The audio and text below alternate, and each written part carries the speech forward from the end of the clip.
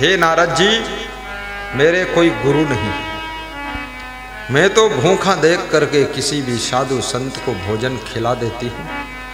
बाकी मुझे किसी गुरु ने ज्ञान नहीं दिया, न मैंने गुरु बनाया। नारद जी भोजन करने के बाद दुखी हो गए, तुरंत उल्टी कर दिया। बोले, निगुरा के घर हम भोजन नहीं करते हैं, मुझे पाप लग गया, मेरी तपस्या खंडित हो गई। तो सुंदरी ने कहा कि जो संत भोजन करके उल्टी कर दे तो मेरी भक्ति खंडित हो गई, आप मुझे गुरुमंत्र दीजिए। तो नारद ने कहा स्नान करके आइए।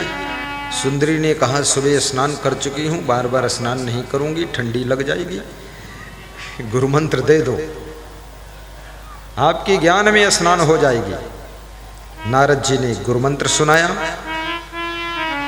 सुंदरी गुरुमंत्र सुनती है और कहती है, गुरुमंत्र लेने के समय ज़्यादा किसी से सलाह नहीं लेना चाहिए, पूछना नहीं चाहिए, अन्यथा बहुत से लोग मन को भरमा देते हैं, बहका देते हैं। सुत पितु मातु कहीं यस बैना, भक्ति न छाजई हमरे ऐना। को कहे अब ही जगत सुख की जय, वृद्ध भय पर हरि भज लीजय। कोई कहता अभी संसार का सुख भोगो, बूढ़े हो जाना तब गुरुमंत्र ले लेना, ऐसा सलाह देते लोग। और गुरुमंत्र क्यों नहीं लेना चाहते लोग समझते हो? कुछ न कुछ अंडा मुर्गा खाते हैं इसीलिए लेना नहीं चाहते। ये मत सोचना बहुत बड़े ज्ञानी इसलिए लेना नहीं चाहते। शराब पीते हैं, बीड़ी पीते हैं, सिगरेट पीते हैं, कुछ खुराफात है, इसलिए गुरुमंत्र की बात नहीं करते। जो व्यक्ति ये मांस मछली अंडा नशा शराब बुराई छोड़ सकता है वही गुरुमंत्र के लिए तैयार हो पाता है, ये सबके बस का खेल नहीं है। गुरु बिनु ज्ञान न उपजै, नहीं अज्ञान विनाश। बंदो गुरुवर देव को, जिनसे भ्रमत में नाश।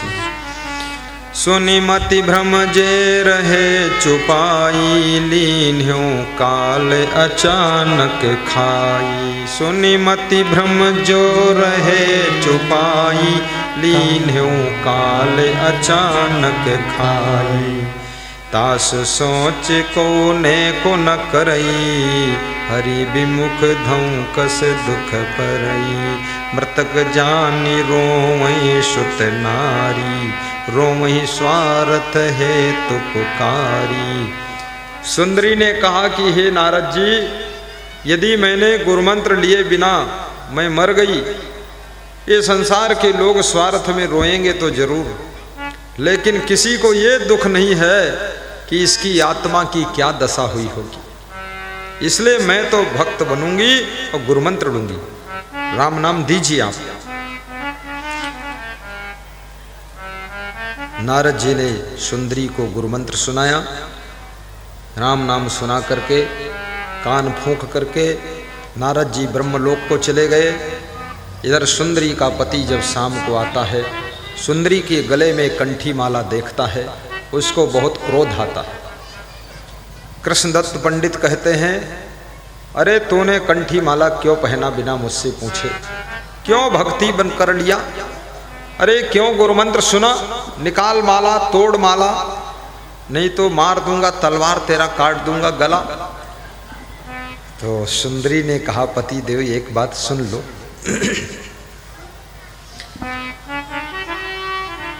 सुन सुंदरी बोली कर जोरी, सुनहु प्राणपति टेक जो मोरी। हे प्राणपति, आप मेरा संकल्प सुन लीजिए, उसके बाद मारने की धमकी दीजिए।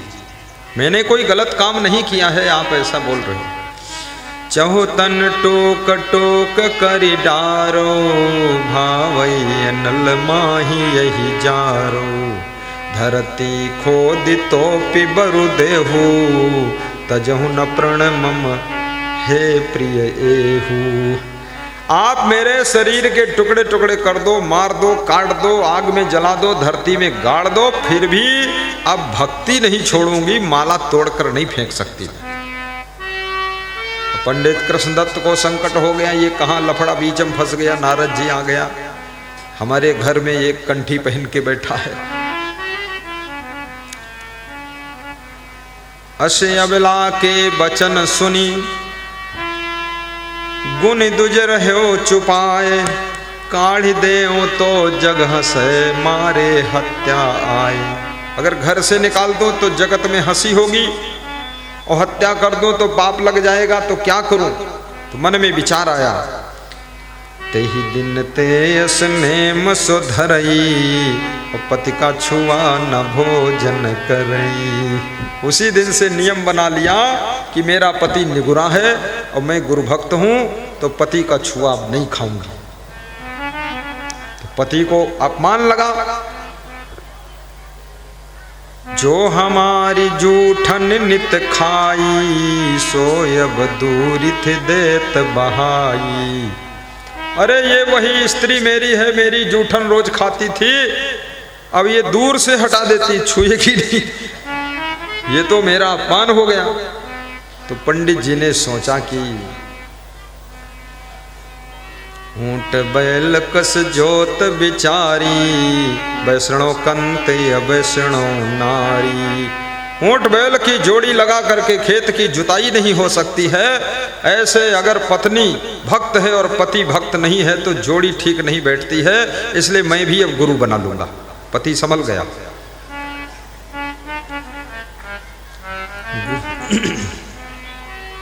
यही विधि दुज मन करत विचारा, कृपा कीन नारद पगुधारा। अब की ऋषियाँ वही मम धामा, हम हूँ गुरु करि सुमिरऊँ रामा। अब की नारद जी आएंगे तो मैं भी गुरु बना लूंगा और हम दोनों भक्त हो जाएंगे, ठीक रहेगा। संयोग की बात, गुरु नारद का आगमन हो गया। जब नारद जी आए, हाथ जोड़ करके निवेदन किया सुंदरी ने कि मेरे पति को भी गुरु मंत्र दीजिए। सुंदरी आई कही गुरु पासा, इन्हुन का की जय हरिदासा। इनको भी हरि का दास बना लीजिए। हे नारद जी, हमारे पति देव को भी गुरु मंत्र दीजिए। विप्रहु तब बोला कर जोरी, पूर्वहु प्रभु अभिलाषा मोरी। नारद कहो जाओ करी स्नाना। नारद ने कहा जाओ स्नान करो। ये नियम होता है, जब गुरु मंत्र दिया जाता तो स्नान किया जाता। लेकिन कितने लोग ऐसे हैं जो पानी को बहुत डरते भी हैं। और स्नान भी दो प्रकार की होती है, जल की स्नान और ज्ञान की स्नान। कभी तीर्थ में स्नान करने जाइए, केवल तीर्थ में स्नान करने से तुम नहीं तरोगे। वहाँ साधु संतों का सत्संग हो रहा हो तो ज्ञान में भी स्नान करिए, तब आत्मा तरेगी। अन्यथा तीर्थ में, नदियों में तो मेढक, कछुआ, मछली, मगरमच्छ वो रोज डुबकी लगाते हो, कहाँ तर जाते। फालतू नाटक में मत पड़ना।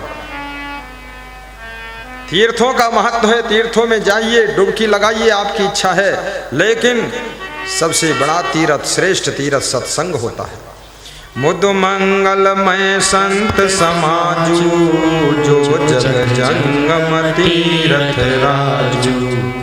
मुद मंगलमय संत समाजू, जो जग जंगम तीर्थ राजू।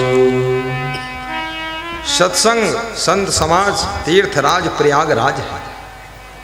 ये सर्वश्रेष्ठ तीर्थ है, चलता फिरता तीर्थ है। 3 दिन के लिए मिर्जापुर में ये तीर्थ आया हुआ। और इस तीर्थ के महत्व को समझना। प्रेम भी तीर्थ है, दया भी तीर्थ है, क्षमा भी तीर्थ है। यह स्कंद पुराण के 5वें स्कंद में लिखा हुआ है।